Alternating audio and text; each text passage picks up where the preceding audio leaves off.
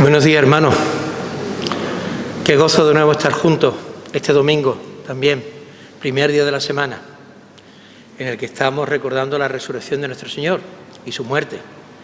Lo hemos hecho a través de la participación en elementos del pan y el vino, que representan su cuerpo y su sangre. Pero la gran bendición que Dios ha derramado en favor nuestro por el sacrificio de Cristo en la cruz, como ya hemos expresado a través de nuestras oraciones, la bendición, la confianza que tenemos solo en la cruz de Cristo. Amén. Muy bien, pues esta mañana he traído la Biblia, como siempre, que es nuestro libro central, pero también he traído otro libro, que quiero que ya los conocéis y habéis oído hablar de él. ¿Os suena el nombre de un inglés que se llama John Bunyan? John Bunyan. Bueno, perdonad mi pronunciación del inglés, ¿eh? Sí, ¿no? ¿Y sabéis cuál es el libro que escribió más famoso? Eso, ahí ya alguien lo está diciendo, varios de vosotros. El progreso del peregrino. Bueno, yo tengo aquí una edición bonita, ilustrada, del año 2020. Es reciente, pero tiene el texto de la traducción antigua, ¿vale? Y quisiera esta mañana empezar leyendo un pasaje precisamente de este libro que os recomiendo su lectura, El progreso del peregrino de John Bunyan. Después de la Biblia, y siempre la Biblia tendrá un lugar grande, este libro ha tenido una gran influencia en la vida de muchos creyentes, desde el siglo XVII hasta aquí. Bueno, voy a leer un pasaje, pero antes de leer un pasaje os quiero leer algunas notas biográficas de este libro, del progreso del peregrino. El progreso del peregrino se publicó en 1678 y alcanzó un éxito editorial inmediato. En su primer año se imprimieron 3 ediciones y 15 años después ya se habían vendido 100.000 copias. En los siguientes siglos, tanto en Inglaterra como en Estados Unidos, se convirtió en un clásico de lectura obligatorio y aún sigue siendo la obra más popular en el mundo cristiano. Aparte de la Biblia, ha vendido más copias y ha sido traducida a más idiomas que cualquier otra obra. Además, se convirtió en un recurso literario indispensable para la obra misionera. Los antiguos misioneros tenían la costumbre de traducir la Biblia al idioma nativo que les correspondiera e inmediatamente traducían también el progreso del peregrino. Cuando Bunyan se presentó ante el impresor con el progreso del peregrino, le dijo: «Tengo un manuscrito que vale muy poco». No sabía, porque en este libro expresaba las luchas espirituales que él tuvo en la conversión y hasta ser librado y descansado de la cruz de Cristo y descansar completamente en la cruz de Cristo. La publicación del progreso del peregrino logró abrir paso a la Biblia inglesa en la literatura, más que cualquier otra obra hasta ese momento, y logró servir de inspiración a grandes escritores posteriores, como por ejemplo, yo voy a pronunciar los que puedo pronunciar, los que no sé pronunciar no los voy a pronunciar. Por ejemplo, Robert Louis Stevenson, Charles Dickens, Mark Twain, George Eliot, Jane Austen, Charlotte Brontë, William, ya no lo sé pronunciar, Samuel Johnson, Benjamin Franklin y así otros muchos, ¿vale? Robert Louis Stevenson apreciaba mucho el progreso del peregrino y lo describió como un libro que exhala emociones hermosas y valiosas, y reconoció que le había otorgado sabiduría y felicidad. Charles Spurgeon escribió junto a la Biblia: «El libro que atesoro con más aprecio es la obra de John Bunyan, El progreso del peregrino. Creo que lo he leído por lo menos unas 100 veces. Es una obra que no me canso de leerla, y el secreto de su originalidad es que consiste mayormente de una compilación de las Escrituras». Es que cogió toda la doctrina de la salvación en un relato, en una alegoría, y presenta el mensaje del Evangelio, precisamente con un peregrino que va avanzando. Bueno, os sigo leyendo notas biográficas de Bunyan, de John Bunyan. La cueva a la que se refiere Bunyan en El progreso del peregrino es la cárcel de Bedford en Inglaterra. Cuando él escribió este libro estaba encarcelado en Inglaterra, precisamente en esta ciudad. Escribió por lo menos 8 obras más durante los 12 años que pasó encarcelado. 12 años. Desde los 32 hasta los 44 años estuvo encarcelado, el 20% de su vida. ¿Y cuál fue la causa por qué estuvo encarcelado? Por predicar sin permiso y por negarse a dejar de predicar. Pero en la misma cárcel escribió, este libro y 8 más.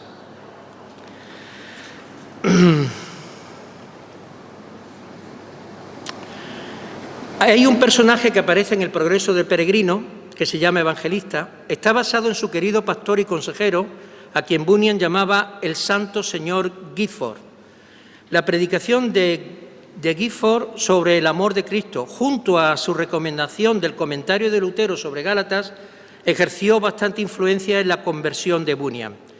Este personaje revela el verdadero significado del término evangelista, mensajero de la buena nueva, porque sufre por los perdidos y les muestra el camino al Salvador por medio de las Escrituras. Sigo leyendo notas biográficas de John Bunyan. John Bunyan nació en 1628, el seno de una familia pobre, en un pueblo llamado Elstow, cercano a Bedford, Inglaterra.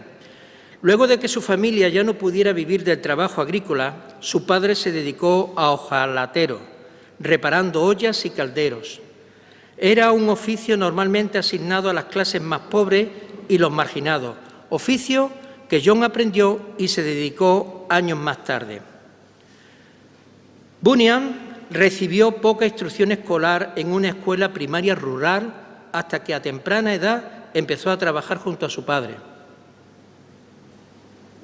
Nadie habría apostado que lograría escribir una obra tan importante en la historia de la literatura y que se debería de guía a tantos millones de cristianos. Sorprendente, ¿no? C.S. Lewis dijo al respecto: una de las principales razones de que no se necesita de una educación especial para ser cristiano es que el cristianismo es en sí mismo una educación. Es por ello que un hombre sin letras como Bunyan pudo escribir un libro que dejó pasmado a todo el mundo.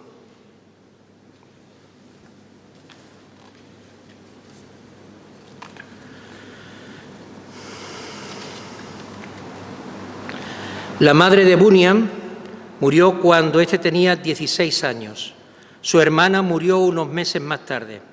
Un mes después, el padre de Bunyan se volvió a casar, lo cual causó un distanciamiento entre padre e hijo. Luego dejó su hogar para unirse al ejército de Cromwell durante la Guerra Civil Inglesa, en la que Cromwell luchó contra Carlos I para lograr la libertad religiosa, entre otras libertades y derechos políticos. Durante su servicio en el ejército, Bunyan entró en contacto con el pensamiento puritano, que valoraba la experiencia individual de la gracia de Dios en contraste con las tradiciones religiosas de carácter público.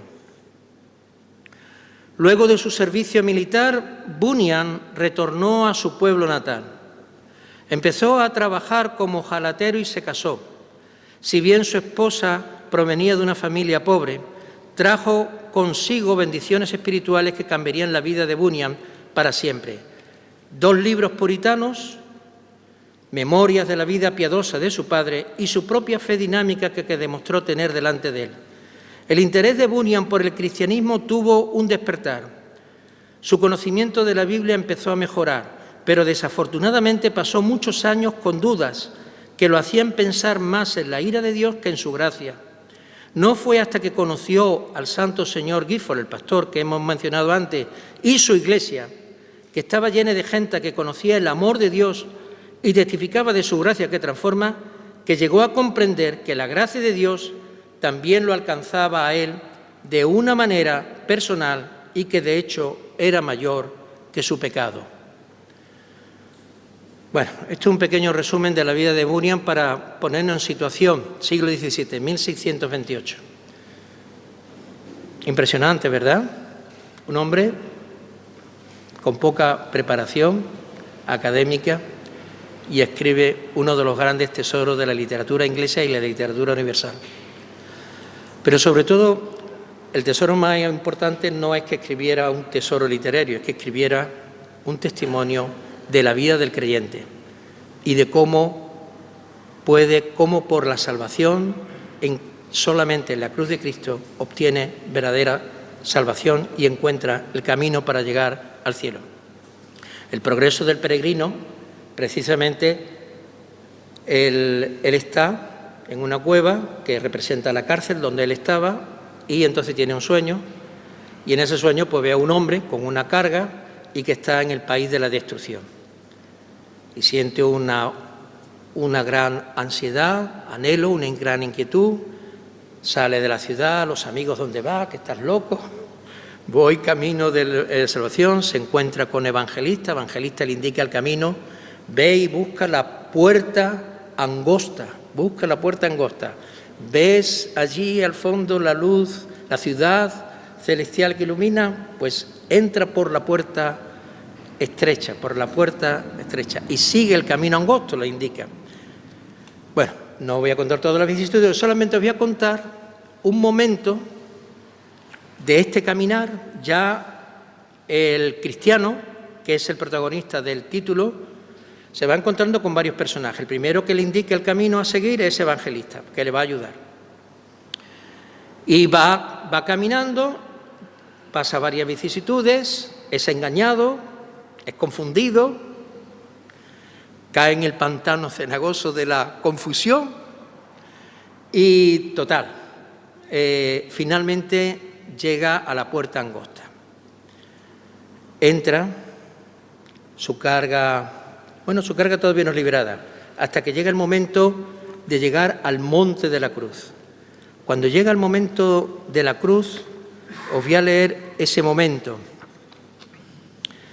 Después, en mi sueño, vi a Cristiano ir por un camino resguardado a uno y otro lado por dos murallas llamadas salvación. Marchaba, sí, con mucha dificultad por razón de la carga que llevaba en sus espaldas, pero marchaba apresurado y sin detenerse, hasta que lo vi llegar a una montaña y en cuya cima había una cruz y un poco más abajo un sepulcro. Al llegar a la cruz, instantáneamente la carga se soltó de sus hombros y rodando fue a cesar en el sepulcro y ya no la vi más. ¿Cuál no sería entonces la agilidad y el gozo de Cristiano?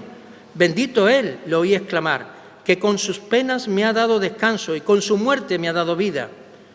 Por algunos instantes se quedó como estático, mirando y adorando, porque él era muy sorprendente que la vista de la cruz así hiciese caer sus cargas. Continuó contemplándola, pues hasta que su corazón rompió en abundantes lágrimas. Llorando estaba, cuando tres seres resplandecientes se pusieron delante de él, saludándole con la paz. Luego el primero le dijo: «Perdonados te son tus pecados». Entonces el segundo le despojó de sus harapos y le vistió de un nuevo ropaje. Y el tercero le puso una señal en su frente, le entregó un rollo sellado, el cual debía estudiar en el camino y entregar a su llegada a la puerta celestial. Cristiano, al ver todo esto, dio tres saltos de alegría y continuó cantando. Vine cargado con la culpa mía, de lejos sin alivio a mi dolor. Mas en este lugar, oh qué alegría, mi solaz y mi dicha comenzó. Aquí cayó mi carga y su atadura, en este sitio rota yo sentí. Bendita cruz, bendita sepultura, y más bendito quien murió por mí. Y os quiero leer el diálogo que mantiene una vez que ya se siente descargado de sus culpas y librado y limpiado y perdonado y revestido de la justicia de Cristo y perdonado de todos sus pecados, en el camino se encuentra con dos personas, que es el motivo por el que lo vamos a leer en esta mañana, que se llaman formalista e hipocresía. Y en el diálogo vais a descubrir por qué estamos leyendo esto, por qué hemos leído esto hoy. Absorto en estos pensamientos, he pegado un salto, no os voy a leer el libro, solamente un pequeño relato. Bueno, seguid teniendo paciencia, espero que sea de vuestro interés. No sé si habéis leído el libro o os suena. Absorto en estos pensamientos, marchaba nuestro buen hombre cuando con gran sorpresa vio saltar la muralla que guardaba el camino angosto dos seres que a pasos muy apresurados se dirigían hacia él. Sus nombres eran formalista e hipocresía. Llegados al encuentro de Cristiano, se trabó entre ellos la siguiente conversación. Cristiano, señores, ¿de dónde venís y a dónde vais? Formalista e hipocresía. Somos naturales de la tierra de vanagloria y nos dirigimos en busca de alabanzas al monte Sión. Cristiano, ¿pero cómo?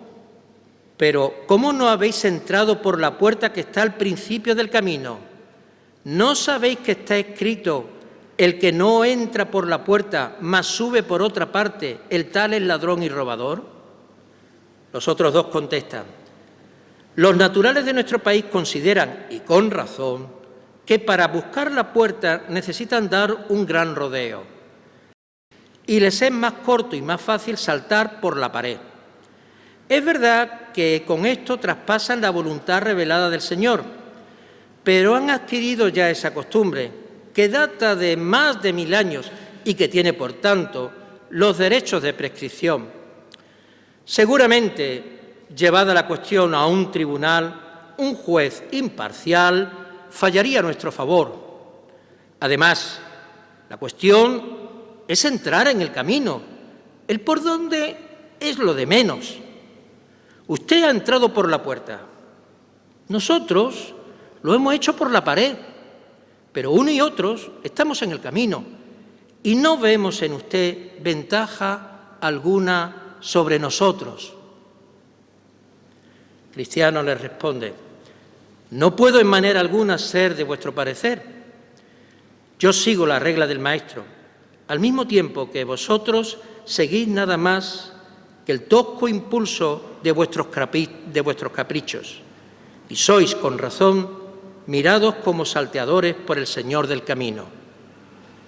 Estoy cierto que al fin de vuestro viaje no seréis mirados como hombres de verdad y de fe. Habéis entrado sin la anuencia del Señor y saldréis sin su misericordia. Formalista e hipocresía responden: será lo que dices todo lo verdad que quieras suponer, pero cuídese cada uno de sí mismo y deje en paz a los demás. Sabe que las leyes y ordenanzas las guardaremos tan escrupulosamente como tú. Nada pues nos distingue de ti sino ese vestido que sin duda te ha dado algún vecino para cubrir la vergüenza de tu desnudez. Y Cristiano le responde: en grande equivocación estáis, creyendo que os salvarán las leyes y ordenanzas, pues no habéis entrado por la puerta angosta. Este vestido que llama vuestra atención me fue dado por el Señor para cubrir así la vergüenza de mi desnudez, y lo tengo por gran señal de su bondad, pues antes no tenía más que andrajos.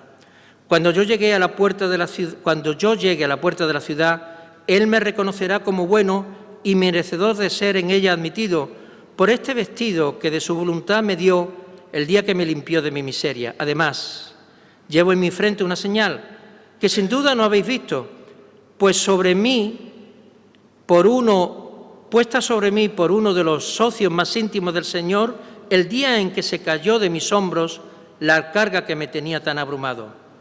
Después de esto, tengo también un rollo que entonces mismo se me dio con el doble objeto de que su lectura me consolase durante mi viaje y su presentación me facilitase la entrada a la puerta celestial.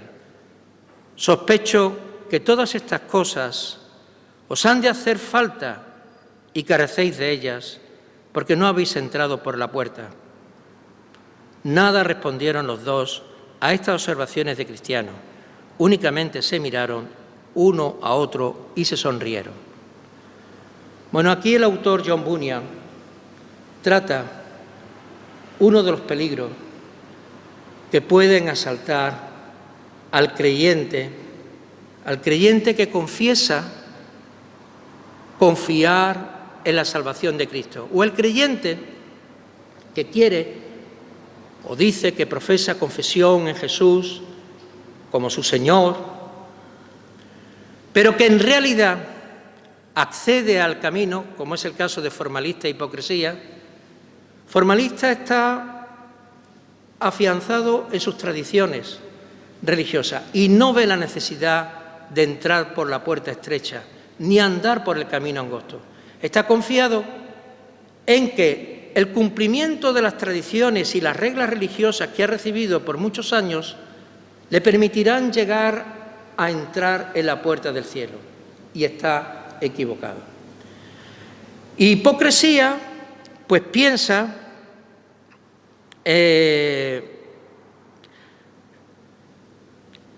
que a causa de su piedad confía en su aparente piedad externa y su corazón está alejado de Cristo. Además, los dos, claro, hipocresía se da cuenta de que él es un pecador como todos, que no cumple la ley de Dios, pero entonces tapa este sentimiento de temor y de culpa y de acusación delante de Dios a través de ritos religiosos, de mostrar una piedad. Y entonces confía en que mostrando una piedad, pues su conciencia queda callada y que de alguna forma esta piedad le permite entrar acceso al reino de Dios. Bueno, además los dos esperan recibir honor en el reino celestial, en vez de haber dado honor a Cristo. Claro, porque estos son de los que piensan, el Señor tiene que estar contento con la piedad que yo muestro cada día y cada domingo que asisto a la iglesia, y por las largas oraciones que realizo, y por las obras de servicio que hago a los demás. Entonces el Señor va a tener en cuenta esto y va a estar contento conmigo, y no puede ser de otra manera.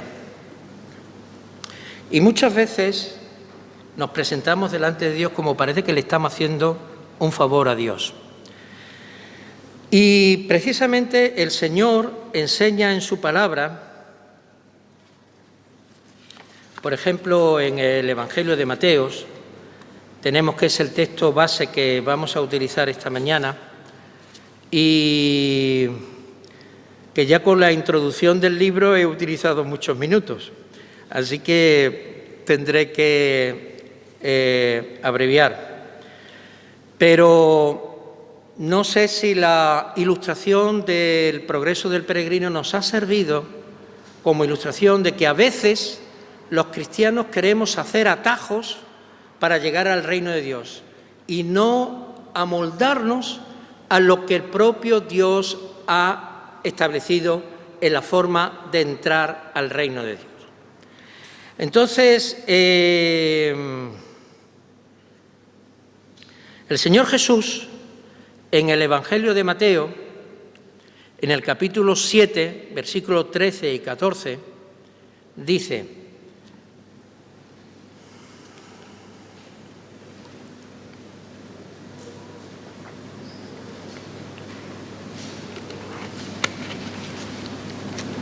entrad por la puerta estrecha, porque ancha es la puerta y amplia es la senda que lleva a la perdición, y muchos son los que entran por ella. Porque estrecha es la puerta y angosta la senda que lleva a la vida, y pocos son los que lo hallan. Esta exhortación, este mandato imperativo, Muchas veces nosotros cuando leemos este pasaje, muchos creyentes lo interpretan que esto está dirigido a todos los hombres, que cada hombre tiene que elegir un camino. Pero aquí el Señor no está diciendo elige un camino. Aquí el Señor está diciendo entrad por la puerta estrecha. Efectivamente está advirtiendo que hay dos formas aparentes de entrar. Los hombres piensan que hay distintas formas, como hicieron en la ilustración que hemos hecho del libro de Bunyan, como hicieron formalista e hipocresía. Bueno, el Señor ha mandado la forma de entrar, pero bueno, yo tengo mi criterio. El criterio que pone el Señor es demasiado estricto, es demasiado estrecho, es demasiado exigente, es demasiado fanático, es demasiado radical. Esto yo no lo puedo presentar a mis amigos. Yo no puedo presentar a mis amigos esta visión del reino de Dios, porque Dios es todo bondad, es todo amor. ¿Cómo Dios no va a perdonar las debilidades de cualquier ser humano? Porque es necesaria la cruz. La cruz no es tan importante. Entrar por la puerta estrecha es precisamente entrar a través de la cruz de Cristo, la única forma de entrar al reino de Dios. Entrar a través de la cruz de Cristo. Y la cruz de Cristo nos lleva precisamente a arrepentimiento y fe.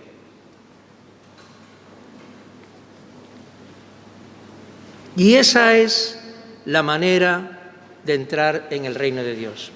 El propio Jesús en un momento dijo, en otra ocasión, dijo, yo soy la puerta.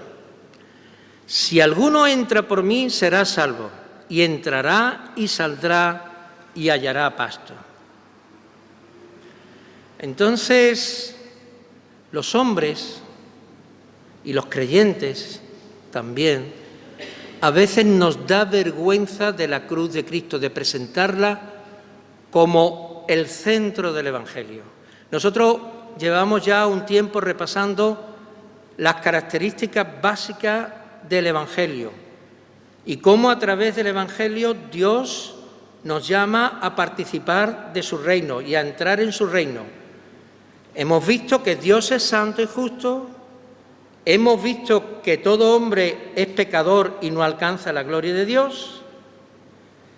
Hemos visto que Jesús es el Salvador, que Él murió por nuestros pecados y resucitó al tercer día, que fue entregado por nuestras transgresiones y resucitado para nuestra justificación. Y hemos visto que nuestra respuesta tiene que ser fe y arrepentimiento. Este es el camino que Dios ha establecido. Y esto implica un descanso exclusivo en la cruz de Cristo. Por eso, el título del mensaje de esta mañana tiene por título Manteniendo la cruz en el centro.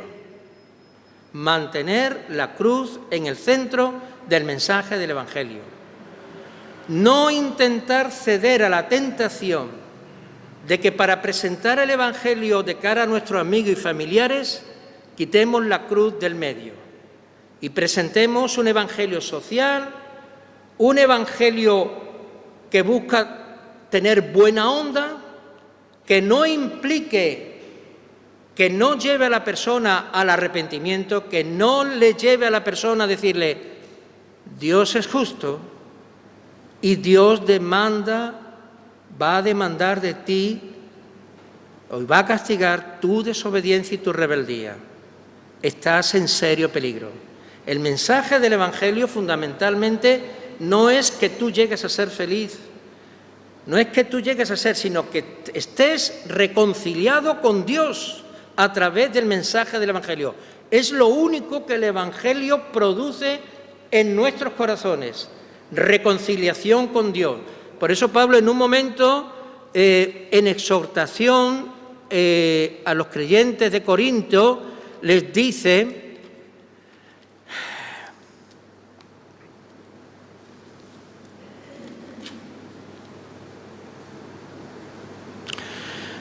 somos embajadores de Cristo, como si Dios rogara por medio de nosotros. En nombre de Cristo os rogamos, reconciliaos con Dios. Reconciliaos con Dios. Al que no conoció pecado, le hizo pecado por nosotros, para que fuéramos hechos justicia de Dios en él. Reconciliaos con Dios por medio de la cruz de Cristo, por medio de la entrega de su sangre derramada en la cruz. La sangre en sí no tiene un valor super. La sangre representa la vida de Cristo. Cuando nosotros decimos su sangre me ha limpiado y tal, es una expresión, pero en realidad lo que queremos decir es que la vida de Cristo, que está representado porque la sangre ha sido derramada en la cruz, cuando se derrama la sangre es la representación de la vida. La misma vida del Hijo de Dios, el Hijo del Hombre, ha sido dada para que yo tenga vida. Él muere, Él entrega su vida para yo recibir la vida que solamente proviene de Él. ¿Vale? Entonces, cuando nosotros decimos su sangre me ha limpiado, queremos en realidad decir la vida de Cristo entregada en la cruz, su cuerpo y su sangre, me han traído a mí salvación, miserable pecador. Pero evidentemente no puedo confiar en la cruz, no puedo clamar por salvación si no soy consciente de que he ofendido a Dios, de que estoy en aprieto, de que estoy en un problema, de que soy un miserable pecador y que necesito descansar única y exclusivamente en la obra de Cristo. Entonces, entrad por la puerta estrecha. Es la única forma. Por eso Jesús advierte: entrad por la puerta. Jesús no está dando dos alternativas. Como en alguna anécdota, ¿no? Aquí tiene el preso, el reo. Yo recuerdo una anécdota que me contaban en la facultad. Hay un preso delante con dos puertas. Escoge. Una te conduce a la vida, otra te conduce a la muerte. Esta no es la situación. No es, te ponen allí y tú tienes que coger dos puertas. Y si aciertas, pues tienes la vida. Y si no, pues tienes la condena. No. Aquí lo que está diciendo es que solamente hay una forma de entrar en el reino de Dios. Aquí lo que está diciendo Jesús es lo mismo que enseñó en el Evangelio de Juan. Yo soy el camino, la verdad y la vida. Nadie viene al Padre si no es por mí. Aquí lo que está diciendo Jesús: solo hay una forma de entrar y es la puerta estrecha. Entonces, la puerta estrecha implica una confianza en la cruz de Cristo precisamente individual. La puerta estrecha te obliga a que tú no vas en grupo. La puerta es estrecha y tú no puedes llevar nada. La ropa te impide pasar. No puedes llevar nada porque entras por un sitio que es estrecho y no puedes llevar tus posesiones, no puedes llevar tus premios, tu jactancia, no puedes llevar, tienes que entrar desnudo y tienes que entrar como en la primera bienaventuranza. Tener en cuenta que esto se dice al final del Sermón del Monte.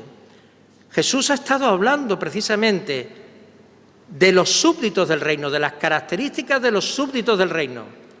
Y en última instancia, las características de los súbditos del reino no pueden llevarse, nadie las puede cumplir.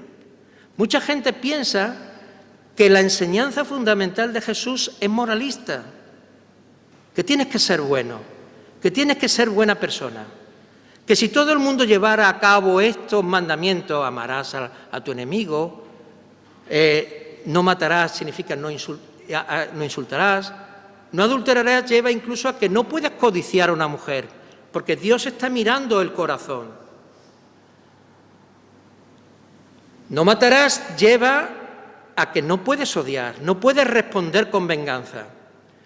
Y finalmente, en un momento del Sermón del Monte dice, sed vosotros perfectos como vuestro Padre Celestial es perfecto. Es decir, las exigencias de los súbditos del reino son de tal nivel de justicia que lo único que podríamos es clamar, Señor, ay de mí, que soy un miserable, esto no lo puedo cumplir. Pero mucha gente piensa que el mensaje fundamental de Jesús es que se puede vivir de esta manera. Y os aseguro, nadie puede vivir de esta manera si no ha sido regenerado por el Espíritu Santo. Si ya has entrado por la puerta angosta, si ya has entrado por Cristo, si has entrado solamente porque Él murió por ti en la cruz, librándote del castigo que merecías y siendo revestido de la justicia de Cristo, siendo ya solamente salvado por Él. Y tú no puedes hacer nada, ni haces nada. Y solamente si estás en Cristo, entonces, solo si estás en Cristo y estás descansando en la obra de Cristo, eres salvo de la ira, pero también te permite vivir como un verdadero súbdito del reino. Por eso Jesús está advirtiendo, entrad por la puerta estrecha, porque ancha es la puerta y amplia es la senda que lleva a la perdición, y muchos son los que entran por ella, porque estrecha es la puerta y angosta la senda que lleva a la vida, y pocos son los que la hallan. Aquí hay varios contrastes. Entonces, al final de cuentas, lo que Jesús está diciendo, o entras por la puerta estrecha y andas por el camino angosto. ¿Qué significa eso? Significa que hay una renuncia personal. Tú ya no estás basándote en tu propia justicia, en tus propios méritos para presentarte delante de Dios. Y estás en una actitud de arrepentimiento, es decir, te das cuenta de que has andado de espalda a Dios y que solo Cristo puede darte la salvación, solo su justicia y solo su obra en la cruz. Y solamente por fe en Él puedes recibir una nueva naturaleza, un nuevo corazón que te permite entonces deleitarte. Por eso, en un momento, por eso el Evangelio no es ser bueno o moralista. Hace poco, el año pasado, a un amigo que nos visitaba, le dije, ser cristiano es más que ser bueno. Esto lo dijo Jesús a los propios discípulos. Le dice Jesús, si vuestra justicia no supera a los de los escribas y fariseos, no entraréis en el reino de los cielos. Si tú no tienes un corazón circuncidado por Dios, no podrás cumplir la ley, porque ningún hombre será justificado por las obras de la ley. Porque por la ley viene el conocimiento del pecado. Por las obras de la ley ningún ser humano será justificado. La ley lo que hace es mostrarme mi impiedad.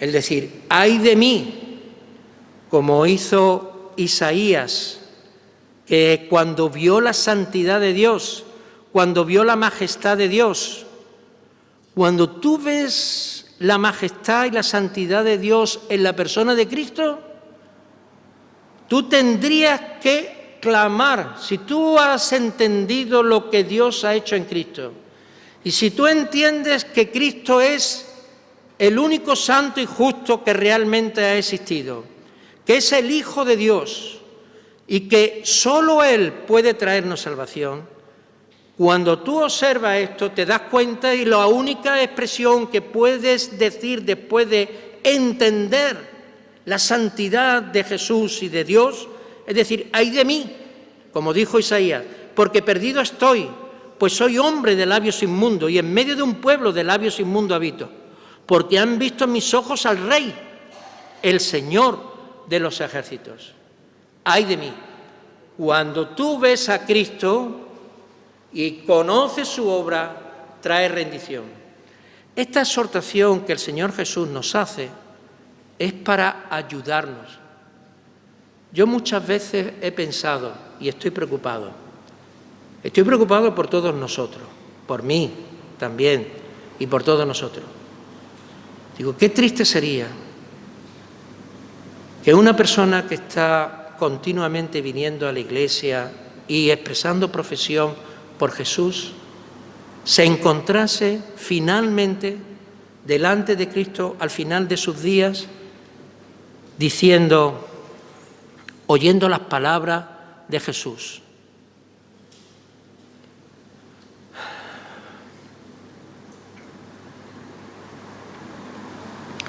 jamás os conocí, apartados de mí, los que practicáis la iniquidad. ¿No sería triste que una persona, después de mucho tiempo de estar profesando fe en Jesús, por mucho tiempo, finalmente se encontrase con que no entró por la puerta estrecha, no tuvo arrepentimiento y fe real, no confió solo en la obra de Cristo, intentó pegar un salto, intentó seguir tradiciones religiosas, intentó acallar su conciencia, tener cierta piedad para, de cara a los demás, quedar bien? Pero Dios conoce tu corazón y el mío. De nada nos deben de importar lo que piensen los demás. Lo único que te debe de importar a ti y a mí es lo que piense Cristo. Imagínate que estás delante de Cristo, delante de su presencia, delante de su tribunal. Cuando estás delante de Él, ¿qué dirás? ¿Qué dirás? Gracias, Señor, porque me salvaste y por tu cruz soy salvo y me revististe de tu justicia. Ser cristiano, ser discípulo de Jesús, estar en el reino es más que ser bueno. No reduzcas la obra y la gloria de Cristo. No la reduzcas. Dale la gloria que le pertenece. Porque la advertencia que Cristo hace, que nos hace hoy, es precisamente para que nos examinemos y para que veamos, para advertirnos, para que no seamos engañados por el diablo, ni seamos engañados por falsos profetas, porque puede ocurrir que nos suceda lo que dice más adelante Jesús aquí: no todo el que me dice Señor, Señor, entrará en el reino de los cielos, sino el que hace la voluntad de mi Padre que está en los cielos. Muchos me dirán en aquel día: Señor, Señor, ¿no profetizamos en tu nombre y en tu nombre echamos fuera demonios y en tu nombre hicimos muchos milagros? Y entonces le declararé: jamás os conocí, apartaos de mí los que practicáis la iniquidad. Presta atención. El libro de Hebreos dice: si oyereis hoy su voz, no endurezcáis vuestros corazones. No mires que soy yo el que te estoy diciendo esto. No lo mires. Yo no soy nadie para recordarte esto. No soy una persona relevante. No soy nada. No te dejes engañar por mi apariencia, porque soy yo el que te lo está diciendo. Y a lo mejor tu orgullo o tu deseo, ¿este qué me va a decir, qué me va a contar? No mires a mí, mira a Cristo. Mira a Cristo, presta atención. Tenemos que pedirle al Señor que nos revisemos, yo también. Y si estamos descansando en la cruz, en arrepentimiento y fe, para andar por la puerta estrecha, para entrar por la puerta estrecha y andar por la senda angosta. Porque dice, pocos son los que la hallan. Con la puerta estrecha no te encuentras así de tropezón. ¡Ay! Resulta que he encontrado la puerta. Tienes que buscarla. En el progreso del peregrino está eso. Tuvo que buscar y pasar obstáculos hasta encontrar.